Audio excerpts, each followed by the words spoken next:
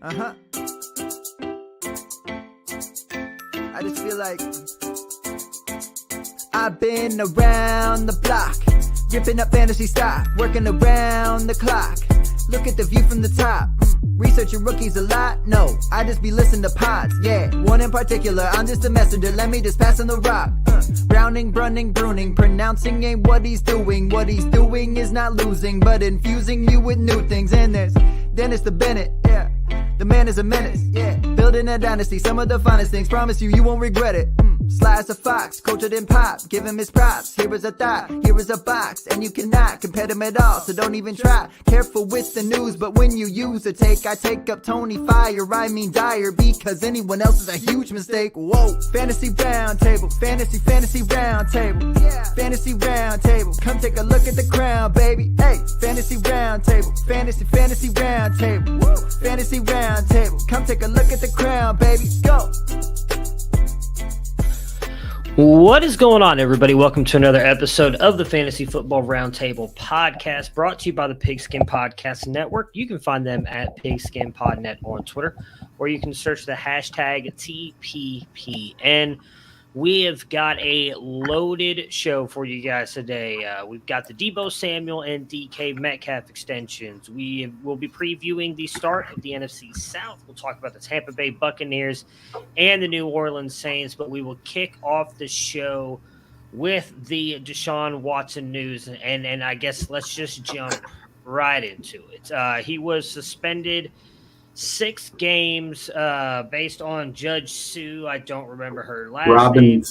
Robinson's, or at least right now, I believe that's the plan. The NFL, I believe, can still change that. They don't have to take her recommendation. Her recommendation is that he is suspended for at least 6 games. We do know that if it is 6 games, it looks like the NFLPA, Deshaun Watson, will not fight that. Matt, I mean, kind of obviously there's a million different ways that you can go with this. Just kind of your overall thoughts on what we've found out for Deshaun Watson. Well, you kind of got the sense that it was going to be a disappointing announcement yesterday when they had that joint statement from Deshaun Watson and the NFLPA saying that they hope the NFL would just honor the process and accept the decision. So that was a pretty good indication it was going to be something less than a year, because prior to that, Watson had pretty well said that if he got a year, he was going to fight it in court. I guess it is what it is. I find it sort of disappointing, especially in context with some of the other. I mean, as somebody pointed out, Josh Gordon got 78 games for smoking marijuana. Calvin Ridley got a full season at least for gambling. DeAndre Hopkins accidentally took a substance and got 6 games. It's just kind of a weird situation. It means probably Cleveland will be a little more competitive. Their gambit of just, trading everybody and rolling with Jacoby Brissett, that looks a lot different if you only have to do that for 6 games. Yeah, from a fantasy perspective, it's good for fantasy managers. From a human being perspective, it's not great. I mean, the hard thing is that we want to compare it to these other infractions of the rules. And I think by and large, they have like a set, this, you do X, Y is going to happen. The personal conduct policy, it's a lot more fluid. And while we all sit here and believe, well, there's a whole lot of shit that went on that shouldn't have happened, and it happened enough times that there should be more severe repercussions. It's hard because when you look at it, you want the system to be just. And oftentimes in legal stuff, it's what can we get a conviction on in the legal realm. It isn't what do we think happened. It's what can we win in court. And sometimes people, lawyers, prosecutors, they take something lesser because they believe that's what they can actually win. And it leads to an overwhelming feeling of frustration and just a lack of faith in the system sometimes. I mean, the NFL isn't a bunch of choir boys. Baseball never was. You know, Ty Cobb is in the Hall of Fame, and he is a noted racist, and he pulled guns on people. And you know, there are a lot of cases like that. When sports were getting integrated, there were a lot of people that made the Hall of Fame in all sorts of various sports that were pretty terrible people to people of color. I'm not saying we should just give up because these things happen. What we do as people, though, is we need to make sure that we as people in our own lives believe women, that we help foster inclusivity, whether it's gender or whether it's sexuality or whether it's race, that we're doing the things that we need to do to help move humanity forward, that we support these movements, and that we look out for our fellow man. It's I don't know, it's hard because there are so many that look at the situation and say, well, I would never have Tyreek Hill on my team. I will never have Joe Mixon on my fantasy team. I'll never have Deshaun Watson on my fantasy team. And I believe that it's okay for you to have those feelings.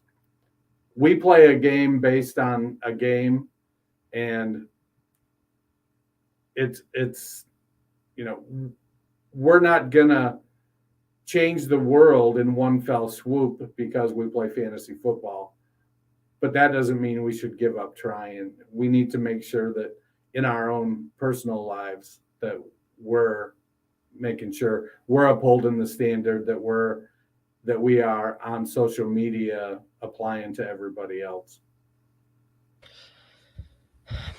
It's very disappointing, and I will say I do agree with Dennis, and I know why everybody's doing it, but we really need to stop comparing the suspension lengths, because there's nothing that what Josh Gordon did, Calvin Ridley did, DeAndre Hopkins did that's anywhere near the same in whether you want to talk about like the heinous act, however you want to put it. As Dennis said, all the stuff that those other players did is collectively bargained with the NFLPA. If you do this, this is what you get. End of story. There's no yes, there's a way for you to go about that, and you can, I believe, whatever the word is that I can't think of, you can fight it, you can whatever, and maybe it gets reduced. But for the most part, if you bet on games, you're getting a 12-year suspension. If you take any kind of PEDs, you're getting a 6-game suspension. Now, they seem to have laxed a little bit on the weed stuff, but when Josh Gordon came out, that was a big deal. With the conduct policy, there is a lot of room for error and interpretation in this. And Roger Goodell is the final say. And as we're talking right now, this could completely change. Deshaun Watson by tomorrow may not be suspended for only 6 games. Roger Goodell does not have to take that recommendation. He can come out and say he's suspended for a whole year tomorrow if he wants to. It is disappointing in the fact that if you actually read the report, Sue Robinson, the judge over this whole thing, says that the NFL actually proves that he did everything these women are saying, that he was a predator and that he sexually assaulted these women. And I believe it's by the code of Congress, anything of an unwanted sexual advance that is unwanted is aggressive. And in the NFL code of conduct, there is stipulations for that. And yet she still said, he only deserves 6 games. It is very disappointing for anybody who has a wife, has a daughter, sister, mother, any woman that means anything to them, to see that this can happen. But I've stated this before, and I will continue to say it again. The NFL has showed us that it really doesn't matter. It just doesn't to them. They can say all they want that it does. They can hire women and put them in a certain place, but they've showed us time and time again that it does not matter to them. If you're a good player and you make them money, you get a slap on the wrist. It's like we're giving him a massive fine of $8 million. He just signed a $230 million guaranteed contract. Yeah, you're right. $8 million is a massive, massive fine for him. Come on. Like I hate to say it that way. And I agree with Dennis, and I'm glad that he is being very positive about that, and the fact of like, we need to stick together, not give up. But it is very disheartening to come out and be like, oh yeah, he's not even going to miss half a season. He's going to be back in 6 games. Like it's just very disappointing that you can go out and do something like that. And it's practically, in my opinion, it's a slap on the wrist. That's all it is. It's not anything serious. So we'll have more time to talk about what this means for the Browns and their offense today. I don't think the time today is the time to jump into that. We have more than enough time throughout the year to discuss that, so we will. Let's talk about funner things for fantasy football, and that is DK Metcalf and Deebo Samuel both get their contract extensions. I figured DK would at some point. I did not expect Deebo, at least not with the 49ers, with the way the offseason was going. But Dennis, we got a lot of Kyler Murray's contract leaked out. Do you expect a leak coming on Deebo Samuel's contract here that he cannot have any more than 4 carries throughout his season now with this new contract? You're muted. Actually, I do not, because it's already come out that it's written into his contract that if he rushes for more than 380 yards in any season during the contract, he gets an $850,000 addition to his salary. So he's incentivized to carry the ball a little bit more. I think he gets escalators for rushing touchdowns too. Yeah. So Deebo's role was never going to change. Deebo just wanted the contract. He just wanted to get paid. And I kind of like this new trend of the 3-year deals, because it allows you being the players to go out and have some security, make really good money, but yet they come out of it. Deebo is going to be 30, I think, 29 or 30, and DK is going to be 27, I think, when his contract is up. So they're both in line to get another payday after this. And if they continue to perform, it'll be great. Deebo's going to do what he's going to do. He's successful. Kyle Shanahan, if you think back, going all the way back to Mike Shanahan, what they do is they find something that works and they keep doing it. That's how they run that offense. Hey, this is working. I'm going to run it till they stop it. That's what led to Mike Anderson and Olandis Gary and Reuben Drones and Peyton Hillis, all these guys going in and rushing for all these yards, all running the same plays and the same offense. It's all been adopted by Kyle and modified to suit his needs. But they go in. The whole reason we look and say, well, I want a San Francisco running back, is that we know that scheme produces solid running back numbers. So it doesn't matter if it's Deebo, it doesn't matter if it's Elijah Mitchell or Tyrion Davis-Price, whoever the back is there, they're going to keep doing what they're doing. They'll run a workhorse if that guy can hold up. So Deebo will get his, 3 to 7 or 8 carries a game on top of his targets. Hopefully Trey Lance pans out. Deebo's in a great situation. He's going to he'll be lined up to get another contract, and he'll be happy for 2 more years. So when he's heading into that 3rd year, he'll start squawking then, and we'll be back where we were this summer. Yeah, I think it reflects the 49ers position, especially John Lynch, all year has been that Samuel's not going anywhere. I think they were planning on getting this done. It was just a matter of timing. It's interesting for both these guys, probably good getting some long-term security. For DK Metcalf, a lot of questions about who's going to be throwing him the ball and what that's going to mean. So I think it's good for him that they're looking toward the future. They probably will do something to address the quarterback this next offseason. For Deebo Samuel, I think the recognition, a lot of his complaints, if you're going to use me as a rusher, you need to honor that. I think they did a nice job putting some of those escalator clauses in there for rushing yardage, for rushing touchdowns.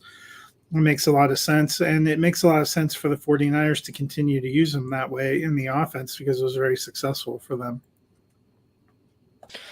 Yeah, DK, again, I expected his, and I expect them to be bad this year. As much as I would like to see Locke be the guy, because I don't think, we've talked about it on here many times, really got a fair shot in Denver. I don't think that he will be. Chances are, I think we've already They talked pretty about much them. said that Geno Smith is winning the competition.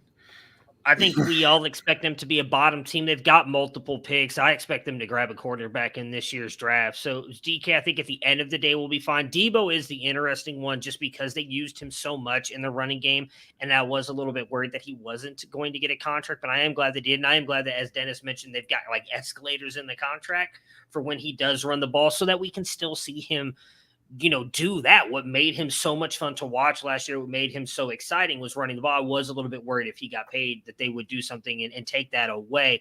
I don't know that he's like top 3 wide receiver moving forward, but I still think he's going to be a really fun fantasy asset. And it's great that he's tied to that system. All right, so we are talking about the NFC South today, and we're going to start with the Tampa Bay Buccaneers, who finished the season 13-4 and lost in the divisional round. Their key departures were Ronald Jones to the Chiefs, O.J. Howard to the Bills, Rob Gronkowski, who is currently retired. They added Russell Gage, Julio Jones, and Kyle Rudolph, and their key rookies were Rachaad White, the running back, and Cade Otton, the tight end. Matt, this receiving group is absolutely loaded. We already know they had Mike Evans. There was fear that Chris Godwin wasn't going to be back. All the reports are now he's going to be back to start the season. They bring in Russell Gage, who a lot of people were hyping up, and then they just went and added Julio Jones in free agency, and that's not even talking about the tight ends. What do you expect from Brady and this pass offense? Well, I mean, I think Brady's going to be fine. It'll be interesting to see how they divide up the tight end room with Rudolph and Cameron Brate, probably more red zone targets. I still think Mike Evans is probably going to end up leading them at receiver. I'm encouraged that they think Chris Godwin's going to be back, but I wouldn't be surprised if they ease him back in there, or if he maybe doesn't go on PUP but doesn't play the opening week or maybe a couple weeks.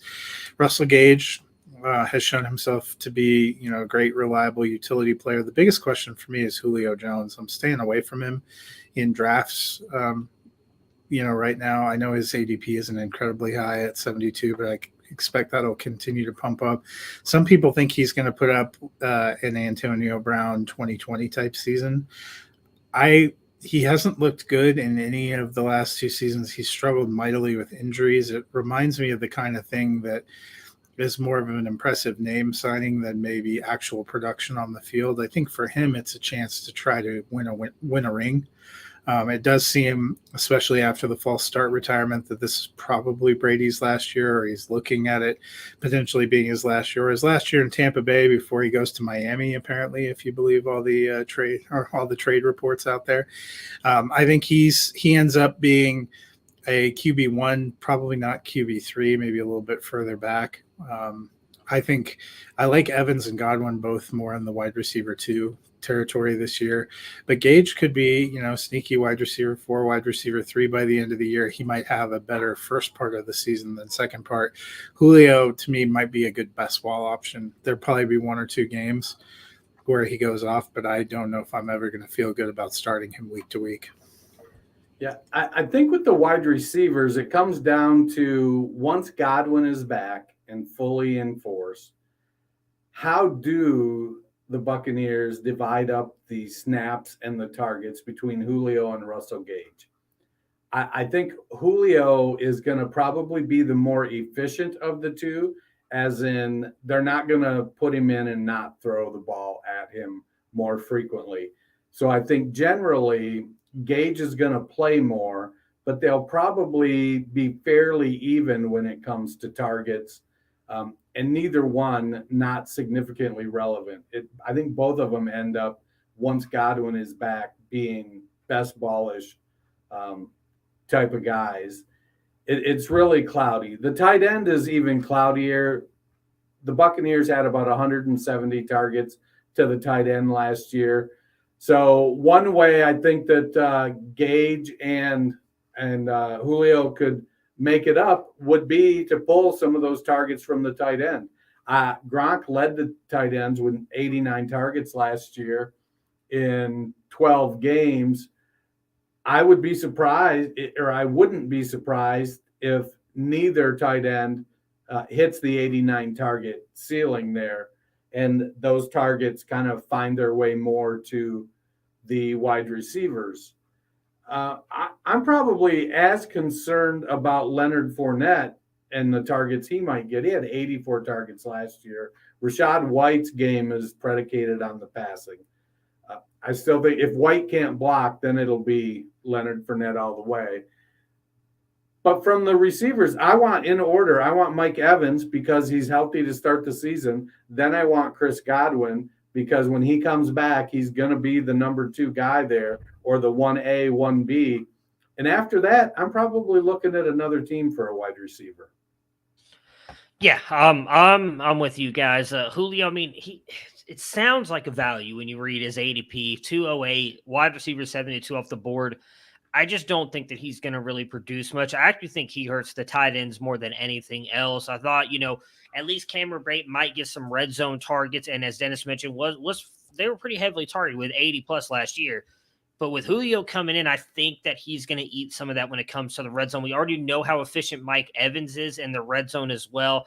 Then they add Russell Gage, Chris Godwin coming back. I think they take a massive step back. It really is just Godwin and Evans for me as well. Like I felt like Russell Gage, he was getting a lot of pub when he first came over with Godwin being out before they brought in Julio Jones, who's still going off the board as wide receiver 46. I wasn't as high on that, but I did think he could possibly be a wide receiver 3. I think he takes a massive hit here as well because I think they're just going to use Julio in different ways at times. It's just Godwin and Mike Evans for me, and I'm not even that bullish on Godwin either. I think when he comes back, he should be good, but I would not be surprised if he doesn't finish closer to a wide receiver 3 by the end of the year because I don't know that he's going to be healthy to start off the season. So I'm really kind of, as weird as it is for me to say this, and maybe he's my Amari Cooper this year because I was in on Amari Cooper, like I'm kind of in on Mike Evans as really the main part of this passing offense when I'm typically out on Mike Evans. But I mean, he wide receiver 9 off the board. I don't know that you're going to get that value. I think he's going to be lower than that. I think you're probably looking at closer to like the 12 to 14 range, but I do think that he can produce for you. And so he's kind of the one that I'm really going all in on because Godwin, wide receiver 25, I think he finishes lower than that. Russell Gage is probably fairly close. I think he could probably outproduce 46, but I don't expect him to be a guy that I'm like betting on starting every single week. So I have a question for you guys. So this ADP was just updated on Sleeper July 27th. It was right around it. Julio hasn't been signed very long. So how high do you think his ADP rises from? He's currently going as wide receiver 72, pick 208. Like, do you have the ADP in front of you? Yeah. My guess is who are the wide receivers in like the 53 to 55 range? Yeah, that's what I was going to say. I think by the end he gets up. I really do. He might crack top 50. Actually, there is a lot of people that just think we're going to see like 2000 prime Julio Jones. Yeah. Right. They're gonna see that offense with Tom Brady. They're gonna be like, he's gonna bounce back and for Super Bowl, which will probably end up making Russell Gage an incredible value because right now he's at 46. I bet he's the one that he'll drop. He drops. Yeah. So Adam Thielen is wide receiver 53. Okay. Who's 54 and 55? I feel like that's probably at least that's Alec the range. Pierce, John Mechie. Oh, yeah. That's John Mechie's gonna fall out. Yeah, John Mechie will fall, but right above Thielen. Above Thielen, David Bell, Tyler Lockett, Christian Kirk. He's gonna go above all of those guys. Yeah, I think that's the range. Keep going up. It's crazy. We could honestly see almost a complete swap. I don't think Gage will fall all the way to obviously wide receiver 72, but like I could see Julio jumping up to like that 46 range because people are going to expect him to, with Tom Brady, have an absolute. And I don't necessarily think that he's going to be like completely horrible. Like I don't think he's going to give you like three points a week. He's just not a guy that I don't think he's returning anywhere near his prime that we saw years ago. Like I think I think when we look at the lineups, if in a basic lineup, super flex, 2 running backs, 3 wide receivers, 1 flex, I think it's hard to buy into Julio or Gage. But I think if you get into the deeper league, if you're in a 14-teamer, if it's a 3 flex maybe and a super flex, then you're looking at that third flex. And I think then Gage really becomes a value as he drops because people are going, oh, Julio. So I'd kind of be watching that stuff. You're muted now. I know. I thought I clicked a button. It did not work. I was going to say, I do think Gage is if he does drop, I do think he will be value. I mean, I do think he's a little bit of a value now. I could see him outproducing that 46. So if he drops even at like the 50, 60 range, I would definitely be willing to take him just because I do think he'll have some value at that point. Dennis, you mentioned a little bit of concern with Fournette possibly getting catches now as well. He is back, but Ronald Jones is gone. We got a top 10 running back season out of him last year. How do you feel about him, and how do you feel about them adding Rachaad White? Well, the thing with Fournette is going to be his health. So he had 14 games, so he missed 3 games last year. And if he can stay healthy for all 17 games, he could make a run for a top 12 running back. I feel like the line between RB1, RB2 is kind of where he'll settle in. The challenge becomes that he's going to need to get goal line work. And when you've got 6'6" Cameron Brate, 6'5" Mike Evans, 6'7" Kyle Rudolph, potentially, Brady throws it when he gets in the red zone, because last year the Buccaneers ran the ball the second fewest times, only 22.6 times per game across the season. And if White starts to usurp some of the passing down work and cuts into Fournette's 84 targets, it could get a little sketchy.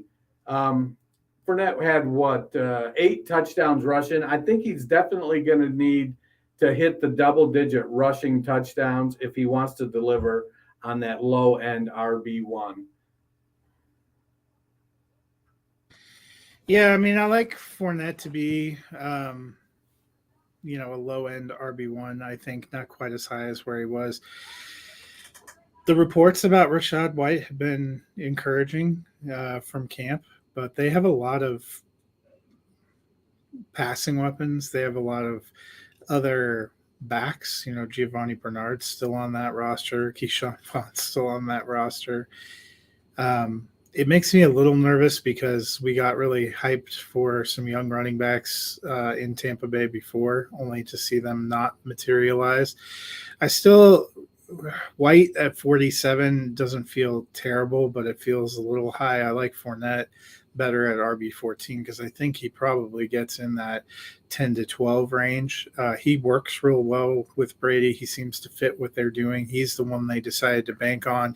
They let Ronald Jones go. They gave him a 3-year contract this time. No more of the, hey, we think we might want you. Let's see what you got. I think at least for this year, he's poised to have a pretty big role, and I don't think he's going to be in as much of a split as other people do. Yeah, I think they brought him back for a reason. He's as you just mentioned, he really seems to work well with Brady. I'm hesitant to say top 10 because I feel like he's going to take some step back, but I still think he's probably top 12. And as you mentioned, he's currently going off the board at RB14. I take that for a guy who has a shot at being a top 12 running back. Like he's I still think going to get past is still a really good runner. Like I do think Rachaad White is probably the other guy in this backfield because Bruce Arians is gone, and we've seen he just really did not want to, it seemed like, trust any of the rookie running backs they brought in lately. I feel like with his receiving ability and what he can do, he's going to be the next guy up. I think he jumps Giovanni Bernard. Keyshawn Vaughn, I think, just needs to be the next Ronald Jones and go somewhere else to get a shot. We've heard a lot of actually nice things about Ronald Jones at Kansas City camp. I think Keyshawn Vaughn's going to need that as well to get out of there. But I'm betting on Leonard Fournette. I mean, Rachaad White, I do think, is a value where he's at RB47, but he's not a guy that I would ever really plan on starting for the most part. I think that's kind of you're risking a lot if you grab him at any point, expect him to be starting as like your RB3 or your flex or anything like that. Are we all sold on this as the final year for Brady, at least in Tampa Bay? We won't say the final year of his career. As Matt mentioned earlier, there's rumors he may end up going to Miami. Are we all sold that this is it for him, at least in Tampa Bay? I say yes. I think that this is it, period. I think, he's done. If they win a Super Bowl, yes. If they don't win a Super Bowl,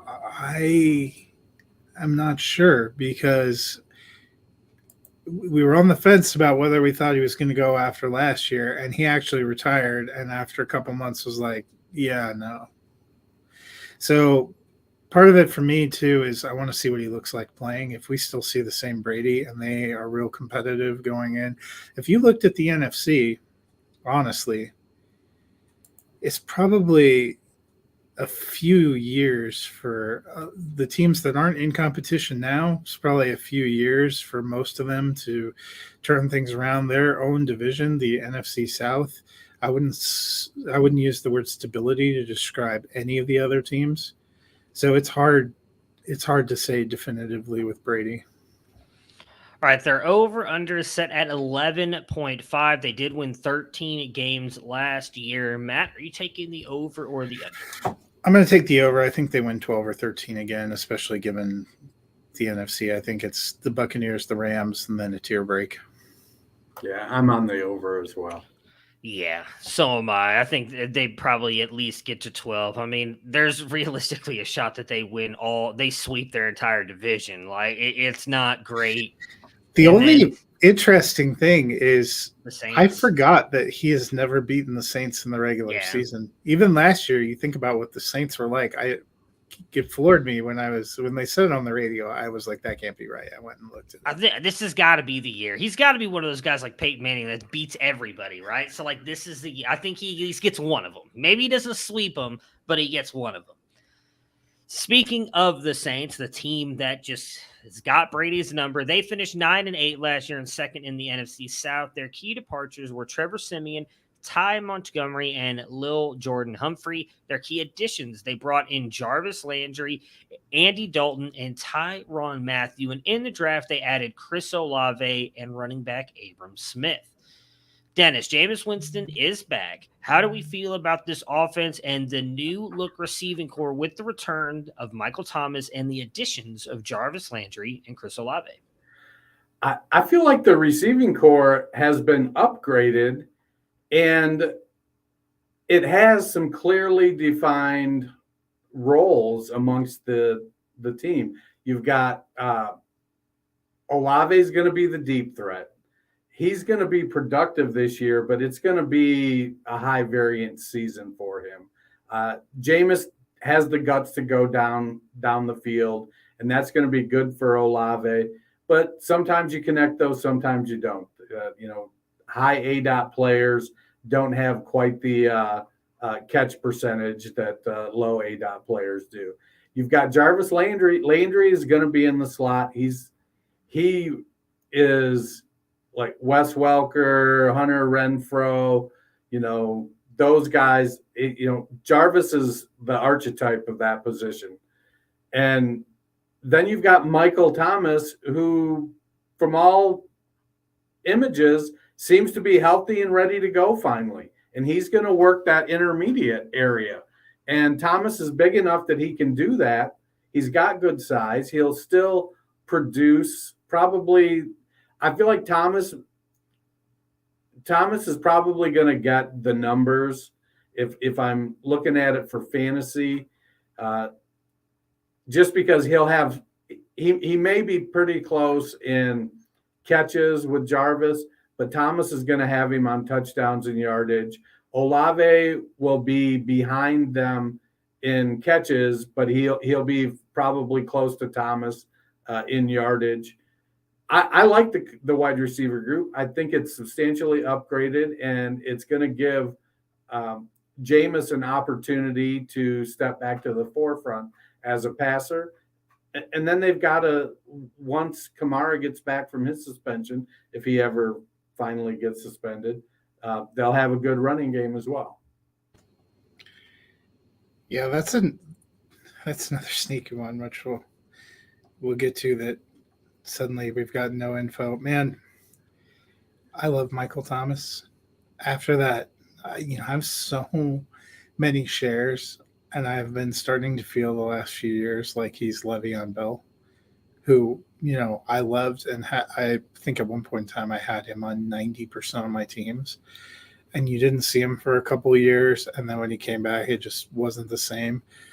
So I've been real hesitant about Michael Thomas, but damn, you see that footage and stuff, and all I can think is I'm ready to get hurt again.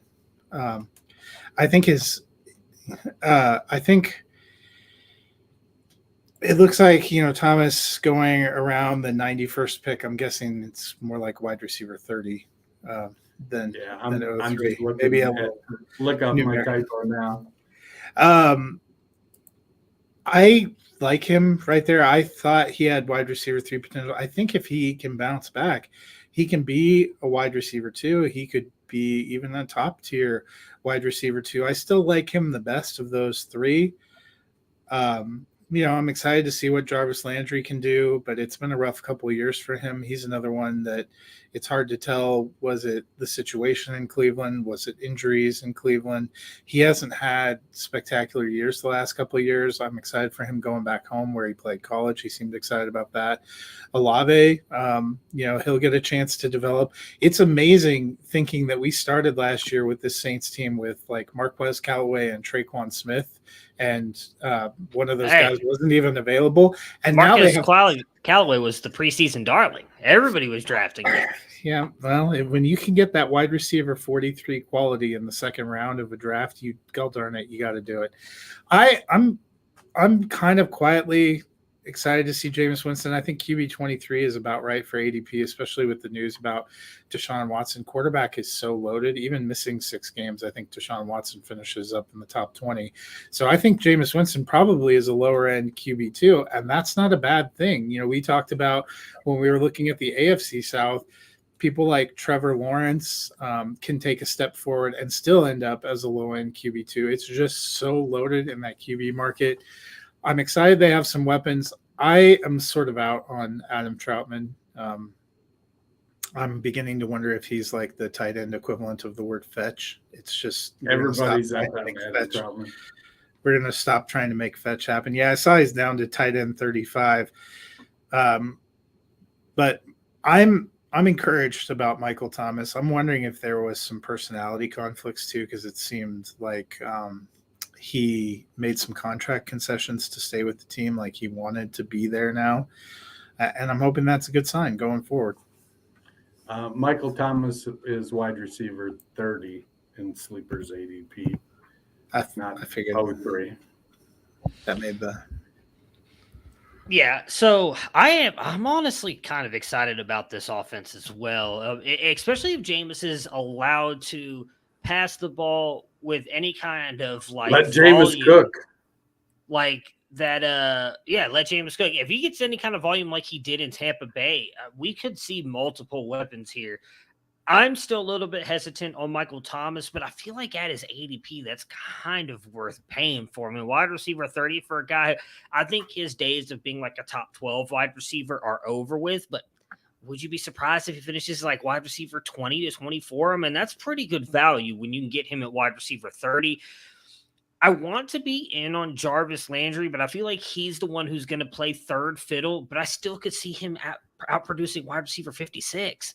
And I don't want to get too bullish on this offense because we know Alvin Kamara is still going to get the ball a lot. I mean, his court case, for anybody who did not know, just got delayed another 60 days. So there's a shot he's not even suspended this season with everything going on with him. So he's going to get his receptions as well. And then Chris Olave at wide receiver 43, I also think is going to outproduce his ADPs, like all 3 of them. And it's crazy to say that I'm in on all 3 of them, but I am in on all 3 of them. Olave is the sneaky one for me. I think he could be the best out of the 3 with what he's able to do. As Dennis knows, another Ohio State fan, watched him a lot on Saturdays. Like, he's not the fastest wide receiver on the field, but he just always finds ways to get open, and he can be a deep threat. I think he brings that offense one thing that Thomas and Landry do not. And that is where I think Olave is going to thrive. But if I had to bet on it, it'd be Olave and Thomas for me. I do think Landry is going to be the third. because we've just always seen him produce on volume, and I don't see him getting like 90 plus receptions this year. And I think that's where he's going to have to come through for you. If you even want him to, I still think he outproduces wide receiver 56, but I don't think he jumps up to like he's consistently been a wide receiver, high end wide receiver 2 at worst. I think even his worst years in Cleveland, he was a wide receiver 3. I don't know that he even gets to that because I don't think he gets the volume. So talking about Michael Thomas again, do you think he's better or worse than 64 catches, 916 yards, and 5 touchdowns? I'm sorry, I was replying back to a message. What did you just say? Is Michael Thomas going to be better than 64 receptions, 916 yards, and 5 touchdowns? That was last year's wide receiver 30. I mean, I think they can be. Or I think he can be. I think he cracks cracks down, but the catches will be up. I think he could probably get. I think touchdowns might be close to that, but I think he What could was- get 1,000 receiving. Give the stat yards. line again because it was 64 for 980 and 5, right? 916. So 104 targets, 64 catches, 916 yards, and 5 touchdowns. I think he's more like 80, 1,106. Okay. I don't know about 1,100. I think he gets over 1,000 though. I think he could. If he's the Michael I'm Thomas, ready to get hurt again. I know you are. I know. I'm just trying to pull the reins back a little bit. So Even last year's wide receiver 30 was Devonta Smith. Okay. I mean, I think he could be. Well, I think he could be better than that. Like I said, I think he could be top 20. I really do. So, I think 1,100 is a little much because I do think Chris Olave is going to be a part. And again, Alvin Kamara. Like, I don't think this is going to be the Michael Thomas that we see just get force-fed targets, right? Like, maybe I'm wrong. Drew Brees did that because Drew Brees knew he could count on him for everything. I don't know that we're getting peak Michael Thomas that we had a couple years ago, but even if we get 80% of that, like I do think he could be a top 24 wide receiver. So like he'd be the one. So if all three of us had to put who was wide receiver 30 though? They got 104 targets and only 64 receptions. Devonta Smith. The Jalen Hurts is his quarterback. That makes sense. Yeah, I mean Michael Thomas got a much better catch. Winston's will produce a better catch ratio. That's what I'm saying. Like, if he gets 110 targets, I think 80 receptions is no. I'll compromise 1050. I'll go 1050. So do we all think that he's going to be the best wide receiver fantasy wise for the Saints this year? And yes. If not, who are you taking? I do think he'll be the best. Yes, he'll be the best. So let me see. I lost my train of thought here. There's what I'm looking for. New Orleans they were 30th in pass attempts last year with 504. No offense, but they actually started Ian Book. I know. I mean, I love Taysom Hill as an athlete, but when I think Taysom Hill, I don't think pass volume per se. So give this, do you have the stats up what wide receiver 20 produced? Let's see. Because usually wide receiver doesn't have an incredible spread. It's touchdowns and receptions that seem to make and poor Devonta Smith. He probably won't greatly increase those numbers with A.J. Brown. Wide receiver 20, 134 targets, 90 catches, 1,037 yards, and 6 touchdowns. So I nailed that. I'm just saying. I feel like I absolutely nailed that. Matt and I are both ready. If your name is Matt and you're on the show, you're ready to get hurt again with Michael Thomas. I mean, that's what we've learned. That's pretty close to what we just projected, is it right. not? Yeah. That's where I think he finishes. Well, Michael Thomas has been insanely efficient usually with his catch production. Now, part of that's because he's retired. What? Part of that's retired. Well, and part of it's usually the depth of target. He's not exactly going 30 yards down the field every time. Right. Which is probably makes sense now, too. Which is why I think Olave will be the 2, because Jarvis Landry's not challenging the field vertically either. It's going to be Chris Olave. And we know Winston is not afraid to throw those YOLO balls. So that's why I think if you had to put them in order, it would be Thomas, Olave, Landry for fantasy production. So I see what you're saying is we're going to get 30 touchdowns, but also 30 interceptions. I don't think he goes 30 for 30 again this year, but I wouldn't be surprised if it's like 32 and 25. Like I think he could take a step up and passing touchdowns, maybe a little bit of a step back there in the interception. So, Matt, we know that there's still technically a 6-game suspension looming for Alvin Kamara. But as we just talked about, there was a report released today that they pushed that court date back 60 more days. So the worst part about that is we could actually get a suspension like mid-season for Alvin Kamara and screw you. With that being said, what are your thoughts on Kamara, and is there another New Orleans running back that you want? The first part of that is easy. No, there's not another New Orleans running back. I tried to talk myself into Mark Ingram. I haven't gotten there. Would love to see something out of Abram Smith in the preseason that makes me feel better, but I don't think any of those guys is Alvin Kamara. Pushing back 60 days. First of all, the 6 games was a rumored projection of what a suspension would be. So what's possibly looming is a suspension. And as we've seen for months, we thought the one that got announced today was going to be a full season. So we don't know what Kamara's, you don't know how it's going to get adjudicated out. My personal feeling is if they pushed it 60 days and that's into the season, they will probably try to push it again, or they'll try to settle it, because they usually don't run trials for these players during seasons. Now I'm with you. It seems the danger of taking Kamara where you're going to have to go get him, and his ADP, as we had noted before, never really fell off that much. I mean, it slid back a little bit from where it was when we were looking a little while ago, but I think it still has remained pretty high, as if people aren't worried about him getting suspended. And I would say, running back 10 is a pretty good reflection that you think he's going to be there. I think that's a pretty good floor. The danger is you lose him for December or January, and we've seen that before. But I think the appeal is there for me, and I would go get him. And given all that, I'm not worrying about who else is in their backfield. So Kamara's ADP is at 32. So I'm not going to get him. If he falls, he'd have to fall probably to the end of the third, maybe into the early fourth for me to decide to take him.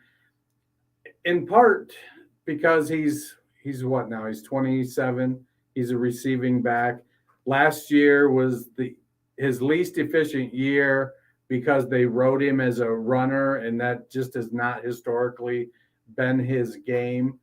I know they brought Ingram back. They signed, I think Abram Smith was a free agent or very late round draft pick, and they sort of have that grinder model. So they could go back to when Ingram was there the first time, with Ingram between the tackles, Kamara on the outside and catching passes. But if I have to take 6 games out of that production, I just don't know that I'm going to go there in the third round. I'm even struggling, as much as I want to buy into Christian McCaffrey. I can't get over the fact that he's only played 10 games in the last 2 seasons, and so where I would have to draft him. And it's the same with Kamara. I'd probably have to get him in the 4th round to draft him. I just don't think I could pull the trigger on him in the 3rd round, because my first 3 rounds, I'm not taking a lot of risks. And right now, Kamara presents that risk.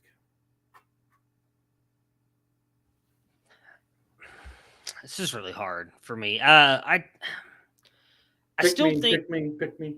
I think I would take him at RB10, depending on how deep he falls, as Dennis mentioned, like into the 3rd round, because I do think he can outproduce that. As Matt mentioned, I mean, 6-game suspension is what we're expecting. It could be 2 games.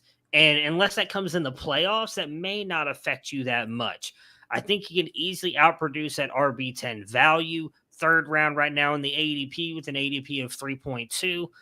And I think there's a couple players that you can take, like Mark Ingram. I know he's talked about preparing himself and his body to be the top running back for the New Orleans Saints. We'll see. I feel like he's slowly every year kind of been falling off more and more, but it's not like you're paying very high for him. You're getting him as RB57 with an ADP of 186.5.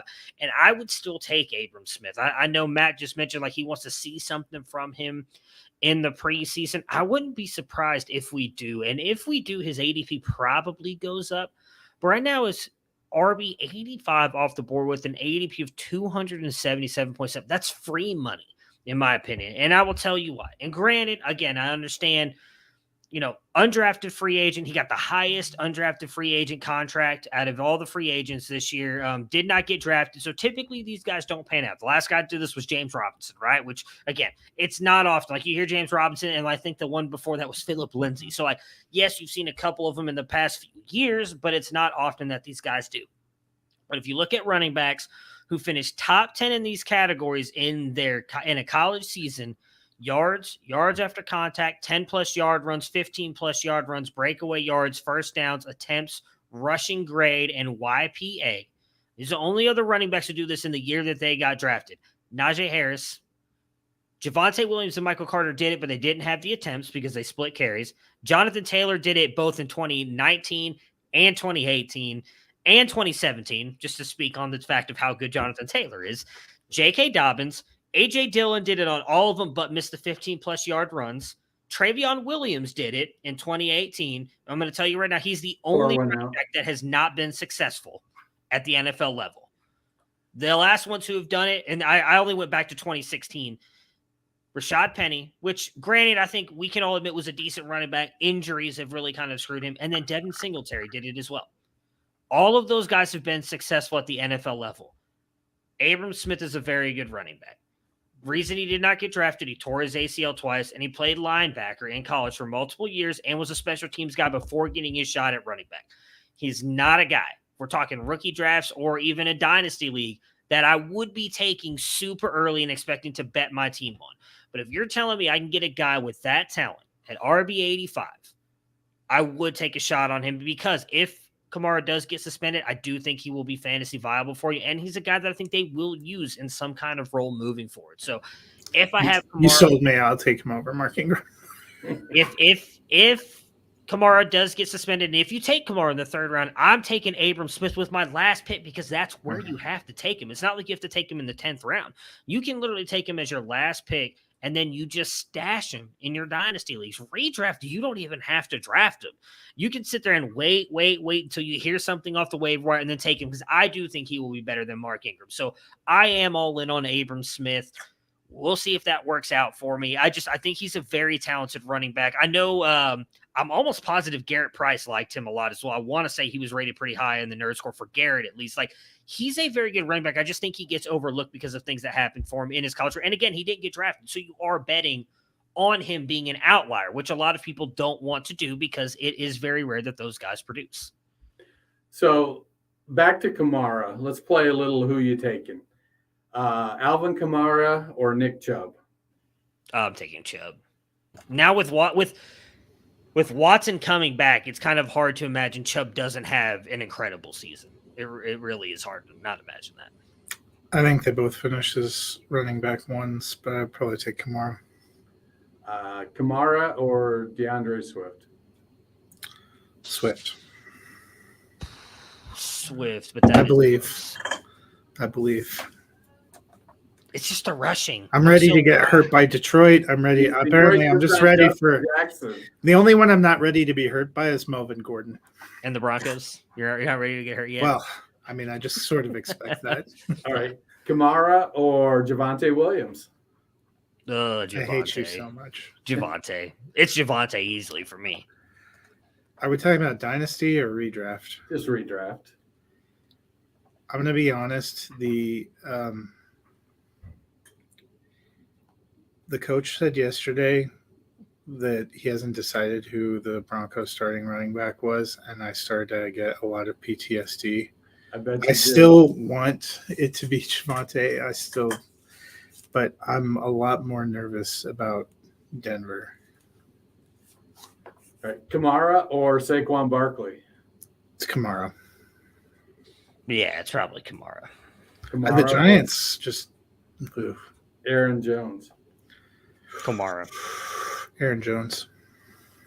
So Swift and Chubb are currently ahead of Kamara and ADP. Williams, Barkley, and Jones directly behind him.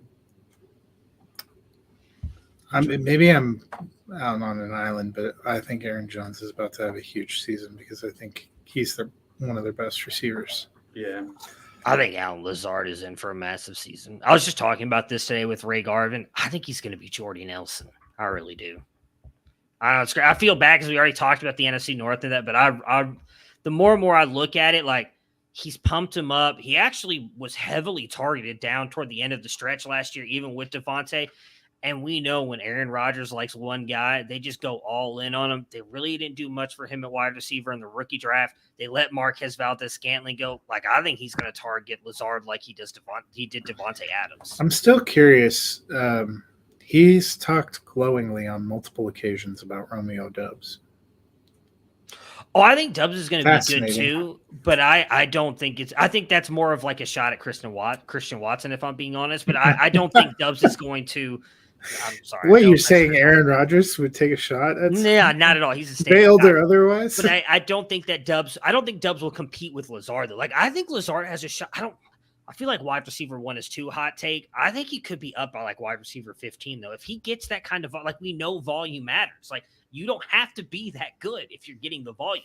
And he's also got the size though that Devontae Adams doesn't have. Like he's almost the same size. I think he's almost practically the same size as Jordy Nelson. When we get to our rankings episodes, we're all going to cry because I feel like now this is the same thing that happens every year. We're going through all these teams and we talk ourselves into one or two guys on every team being a wide receiver 1 and 2.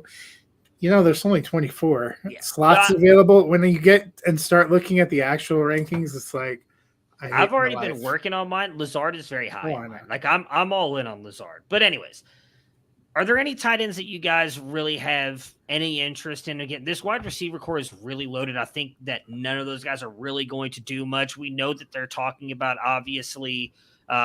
You've got Troutman, who a lot of people really liked coming out of his rookie season, tight end 38. I don't know that he really does anything. And then you've got Taysom Hill, who apparently is still going to be splitting some time at quarterback, but will obviously be playing tight end as well.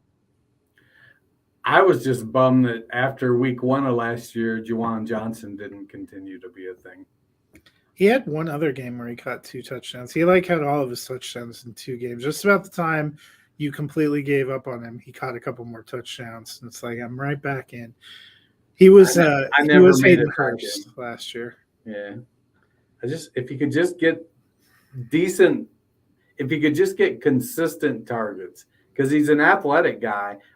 I don't think he was Marcus Colston, which is who they were talking about, Juwan Johnson in the same vein, because he's just bigger. And he's not as athletic as Colston was, even though Colston probably wasn't known for being a super athlete. But Johnson he's a tight end. He just, I don't know. I don't have any faith really in any of the New Orleans tight ends.